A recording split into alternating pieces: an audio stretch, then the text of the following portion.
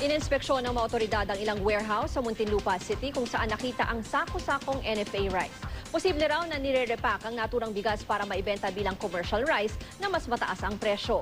May ulat on the spot si Jam Sisante. Jam. Yes, Ruth, listado ang isang warehouse dito sa Muntinlupa City para sa pagtago sa NFA rice at pag-repack daw dito bilang commercial rice. 15,000 sako ng NFA rice ang natagpuan ng PNP, CIDG at NFA sa raid sa isang warehouse dito sa Muntinlupa City. Sa pag-inspeksyon kanina ni DILG Secretary Mar Rojas at Presidential Assistant for Food Security Kiko Pangilinan, natagpuan nila ang mga bigas na nakakalat sa maduming warehouse. Mukhang nire-repack daw ang naturang bigas bilang commercial rice para mabenta sa mas mataas na halaga. Sabi ni Rojas, sa 12 warehouse na ininspeksyon ng CIDG at NFA, natagpuan ang 3 o 4 ang may paglabag sa batas. Pinatigil na raw nila ang operasyon ng mga nahuli at sasampahan na ng kaso.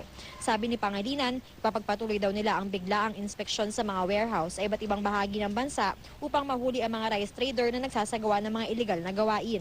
Papatignan din daw nila sa BIR kung may tax liabilities ang mga nahuling trader. Gusto raw nilang iparating sa mga masasamang loob na mahuhuli at mapaparusahan ang mga naninlinlang sa mga mamimili. Narito ang pahayag ng 2 kalihim. Itong pag-raid na ito ay kabahagi ng programa ni Pangulong Pinoy na siguruhin yung food security natin, no? At hindi papayag na mamanipulahin ang supply at ang presyo ng mga pangunahing bilihin. Dapat regular itong mga spot inspection na ito para baka akala nila kasi ningas kugon lang ito eh.